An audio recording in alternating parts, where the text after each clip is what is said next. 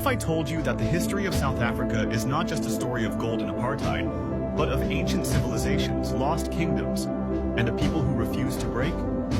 This is not the history you learned in school, and by the end of this journey, you'll see South Africa like never before. From the ancient footsteps of the first humans to the struggle for freedom against one of the most brutal systems of racial oppression. This is the entire history of South Africa, told like you've never heard it before. Stay with us because the truth is more powerful than the myths. South Africa's story begins before history itself, deep in the cradle of humankind. Here, over 3 million years ago, our earliest ancestors walked the earth. Fossils like Australopithecus africanus, known as Mrs. Plus, reveal that this region is where humanity itself was born. Fast forward to 200,000 years ago. The first Homo sapiens, people just like us, emerged in southern Africa. These early humans were more than hunters and gatherers. They crafted tools, created rock art, and built spiritual traditions that echo through time.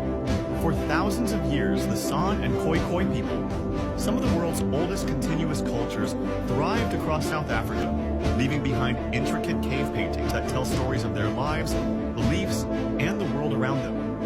By 500 CE, powerful migrations reshaped the region.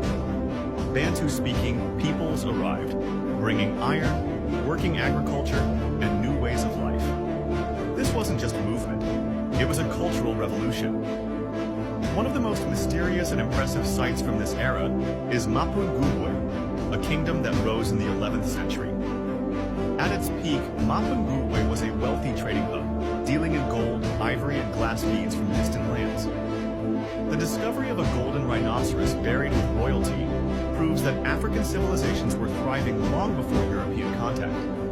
Yet for centuries, these stories were hidden, deliberately erased, to deny Africa's rich and complex past. In 1652, everything changed. The Dutch East India Company established a supply station at the Cape of Good Hope. But it wasn't just a stop for ships, it was the start of colonial domination. The Dutch settlers, later known as Boers, began seizing land, pushing the Khoi people to the margins. For the first time, South Africa became a battleground between African sovereignty and European ambition. As the Dutch expanded, conflicts ignited. The Xhosa people, fierce defenders of their land, waged a series of battles known as the Frontier Wars, a struggle that lasted over 100 years. And yet this was only the beginning of South Africa's long fight for freedom.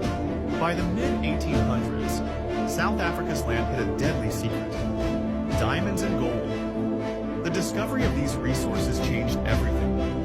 In 1867, the first diamond was found near Kimberley. And in 1886, gold was discovered on the Witwatersrand, the largest gold deposit on Earth. These discoveries triggered a rush of fortune seekers and the rise of powerful industrialists like Cecil Rhodes, whose ambitions laid the foundation for racial segregation.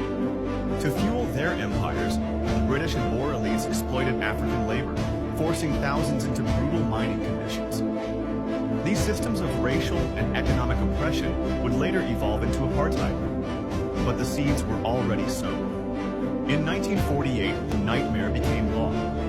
The National Party introduced apartheid, a system designed to strip black South Africans of their rights, their land, and their humanity. Black South Africans were forced into homelands, denied basic rights, and subjected to constant surveillance. But where there is oppression, there is always resistance. Heroes emerged: Nelson Mandela, Albertina Sisulu, Steve Biko, and thousands of others who risked everything to fight apartheid. In 1964, Mandela was sentenced to life imprisonment, but the spirit of freedom could not be caged. International pressure grew, protests erupted, and by 1990, Mandela walked free.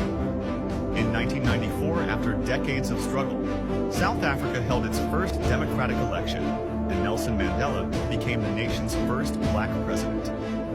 Apartheid had fallen, but the scars remained. Post-apartheid South Africa is a story of both hope and struggle.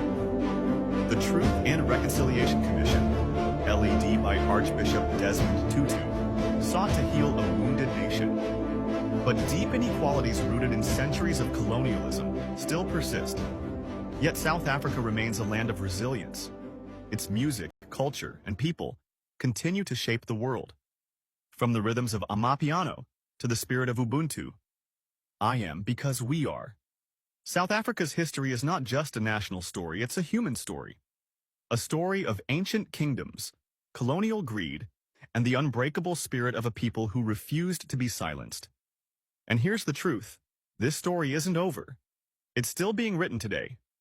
If this journey through history moved you, there's so much more to uncover. Hit that subscribe button and turn on notifications because here at Ancient Histories, we bring you the stories they tried to erase and forget. A people without the knowledge of their past is like a tree without roots. Let us connect you with your past.